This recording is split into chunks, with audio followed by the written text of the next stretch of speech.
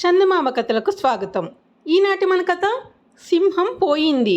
మొగలాయి చక్రవర్తి అయిన ఔరంగజేబుకి మహమ్మదీయ మతం అంటే ఎంత అభిమానమో ఇతర మతాలంటే అంతే ద్వేషం. అందులోనూ హిందూ మతం అంటే మరీను. చక్రవర్తి బారి నుండి హిందూ మతాన్ని కాపాడి దేశాన్ని తిరిగి వశం చేసుకుని స్వతంత్ర హిందూ సామ్రాజ్యాన్ని స్థాపించాలని మహారాష్ట్ర నాయకుడైన శివాజీ కంకణం కట్టుకున్నాడు. కంకణం కట్టుకుని ఒక్కొక్క కోటనే వశం చేసుకోవటం ప్రారంభించాడు. శివాజీకి ఇటువంటి దేశాభిమానం కలగటానికి కారణం అతని తల్లి జీజీబాయి. జీజీబాయి ప్రతాపగఢ కోటలో ఉంటున్నది. ఆ కోటకు కొంచెం దూరంలోనే సింహగఢం అనే మరొక కోట ఉంది. ఒకనాడు ఏదో ఆలోచిస్తూ అటు చూసేసరికి జీజీబాయికి ఆ కోట బురుజులు కనపడ్డాయి.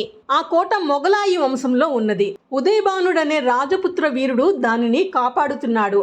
దానిని ఇంకా శివాజీ వశం చేసుకోకపోవటం ఆమెకి నచ్చలేదు. వెంటనే కుమారునికి కబురు చేసింది. శివాజీ అప్పుడు రాజగఢ కోటలో ఉన్నాడు. తల్లి కబురు చేసిందనగానే అతడు గుర్రం ఎక్కి వచ్చి ప్రతాపగఢ కోట చేరుకుని తల్లికి నమస్కరించి, అమ్మా ఏమిటి సెలవు అన్నాడు. ఆమె నవ్వుతో, నాకు ఇక్కడ ఉబుసుకోవటం లేదు, చదరంగం ఆడదామని పిలిచాను, ఒక ఎత్తు వేద్దామా అన్నది. శివాజీ ఆశ్చర్యపోయాడు. తల్లి కోరిక ప్రకారం ఆటకి కూర్చున్నాడు. ఆటలో జీజీబాయే నెగ్గింది. నేను గెలిచాను కనుక నువ్వు ఏమిస్తావు శివా అంది. అమ్మా నువ్వేమి కోరుకుంటే అదే ఇస్తాను అన్నాడు శివాజీ. ఆమె వెంటనే దూరాన కనబడుతూ ఉన్న సింహగఢ కోటను చూపించి, శివా ఆ కోట మహారాష్ట్రలో వశమయ్యే వరకు నాకు నిద్ర పట్టదు, వెంటనే మన వశం కావాలి అంది. శివాజీ నిర్ఘాంతపోయాడు. అమ్మా ఉదయభానుణ్ణి ఓడించి కోట వశం చేసుకోవటం సులభమైన పని కాదు అన్నాడు. జీజీబాయి వినిపించుకోలేదు. ఏమి కోరుకుంటే అదే ఇస్తానన్నావు కదా శివా అని అతని వాగ్దానం జ్ఞాపకం చేసి లోపలికి వెళ్ళిపోయింది. శివాజీ తిరిగి రాజగఢ కోటకు చేరుకున్నాడు. కొలువులో ఉన్న వీరులందరినీ రప్పించి తల్లి ఆజ్ఞను తెలియపరిచాడు. వాళ్ళంతా ఏకకంఠంతో దీనిని సాధించటానికి ఒక్క తానాజీయే సమర్థుడు అన్నారు. అప్పుడు తానాజీ అక్కడ లేడు. కుమారుని పెళ్లికి తరలి వెళ్ళాడు. ఉన్న పళాన రావాల్సిందని తానాజీకి కబురు వెళ్ళింది. శివాజీ పంపిన దూత ఇంకొక గడియలో లగ్నం అనగా పెళ్లి పందిరి చేరుకుని ప్రభువుల ఆజ్ఞ తానాజీకి తెలిపాడు. ఆ మూడు ముళ్ళు పడగానే వెలుదురుగాని అన్నాడు కన్యాప్రదాత. క్షణం కూడా ఆగటానికి వీలు లేదు అంటూ తానాజీ గుర్రం ఎక్కి ఒక్క పరుగున వెళ్ళి రాజగఢ కోట చేరుకున్నాడు. శివాజీ అతనికి రాజమాత జీజీబాయి కోరికను తెలియజేశాడు. సింహగఢ కోట మహారాష్ట్రలో వశం అయ్యే వరకు నాకు నిద్ర పట్టదు అంది మాతాజీ. నువ్వో నేనో ఇందుకు పూనుకోవాలి అన్నాడు. తానాజీకి సఖ్యం గాని పని లేదు.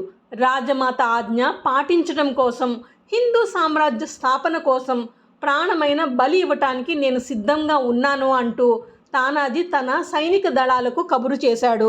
ఆ రాత్రి సింహగఢ కోటలో అంత గాఢ నిద్రలో ఉన్నారు. ఉదయభానుడు కూడా. ఆ సమయంలో సింహగఢ చుట్టూ తానాజీ సైనికులు చేరి కోటలో ప్రవేశించడం ఎలా అని ఆలోచిస్తున్నారు. తానాజీ వద్ద ఒక ఉడుము ఉన్నది. దానిని అతడు యశోవంతుడనే పేరుతో పిలిచేవాడు. దాని నడుముకు ఒక తాడు కట్టి పైకి పొమ్మని ఆజ్ఞాపించేసరికి అది చరాచర కోట గోడ ఎక్కిపోయింది. అలా వెళ్ళి కోటగోడలో ఏదో ఒక రాయిని ఖర్చు పట్టుకోవటం, దాని నడుముకు వేలాడే తాడు దొరకపుచ్చుకుని తానాజీ కోట గోడ ఎక్కి ఆ తాడును తర్వాత ఏ రాటాకో కట్టి దాని ద్వారా ఒక్కొక్కళ్ళే కోటపైకి రప్పించడం మామూలుగా జరిగే పని. సింహగఢ కోటను కూడా అలాగే వశం చేసుకోవాలన్న ఉద్దేశంతో తానాజీ యశోవంతుణ్ణి యథాప్రకారం పైకి వదిలాడు. అయితే ఉడుము ఆ రాత్రి మామూలు ప్రకారం పైకి పోయిన వెంటనే ఏ రాతినో కరిచి పట్టుకోక వెనక్కి తిరిగి వచ్చేసింది. అది అలాగ తిరిగి వచ్చినందుకు తానాజీ కోపంతో దాన్ని కసిరి తిట్టాడు. అతని దండనాయకుల్లో ఒకడు తానాజీతో, తగినంత కారణం లేదే ఇది తిరిగి రాదు, కోట లోపల ఏదో అలికుడై ఉంటుంది, ఆ సంగతి మనకు తెలియపరచడానికి ఇది తిరిగి వచ్చి ఉంటుంది అన్నాడు. ఏమైనా సరే తెల్లవారేలోగా సింహగఢ కోట మహారాష్ట్రలో వశం కాక తప్పదు అంటూ ఉడుమును తానాజీ చెలో అన్నాడు. ఉడుము యజమానుని నిశ్చయాన్ని అర్థం చేసుకున్న దానికి మళ్ళీ ఒక్కమారు తల ఆడించి చరాచర పైకి పోయి రాతిని కరిచి పట్టుకుంది. ఆ తాడు పట్టుకున్న వెంటనే తానాజీ కోటపైకి ఎక్కాడు. మరొక గడియలో అతని సైనికులందరూ ఎక్కి వచ్చి అతని వెనుక నిలబడ్డారు. ఉడుము మొదట తిరిగి రావటానికి కారణం ఉన్నది. కోట లోపల పహారా వాళ్ళ అలికిడి వినబడి అది యజమానికి ఆ సంగతి తెలియపరచడానికి వచ్చింది.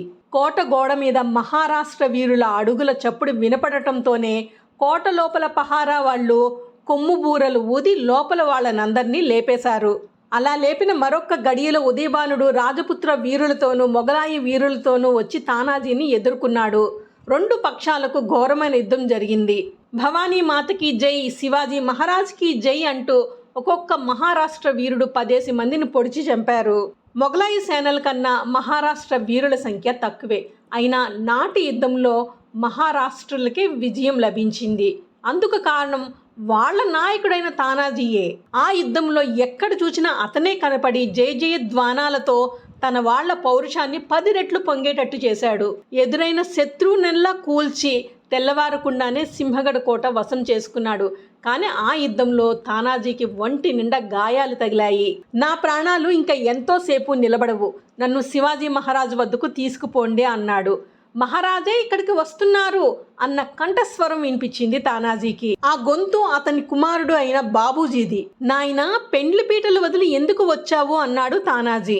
మహారాష్ట్ర వీరులంతా ఇక్కడ ప్రాణాలు బలి ఇవ్వటానికి వస్తుంటే తానాజీ కుమారుడు పెళ్లి విందుల కోసం నిలిచిపోతాడా? అసంభవం అన్నాడు బాబూజీ. ఆ మాటకు తానాజీ సంతోషించాడు.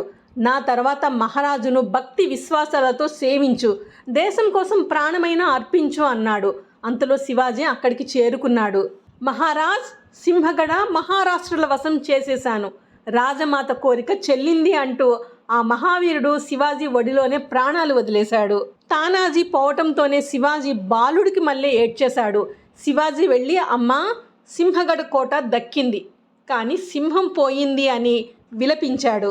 జీజీబాయి కుమారుణ్ణి ఓదారుస్తూ, శివా, తానాజీ అశాశ్వతమైన దేహాన్ని మాత్రమే వదిలాడు, శాశ్వతమైన కీర్తిని గడించి తక్కిన మహారాష్ట్ర వీరులందరికీ మార్గదర్శకుడయ్యాడు అంది. తానాజీ ఏ మహారాష్ట్రల కోసం ప్రాణాలు అర్పించాడో ఆ దేశం కోసమే నువ్వు నీ ప్రాణాలు నిలుపుకోవాలి.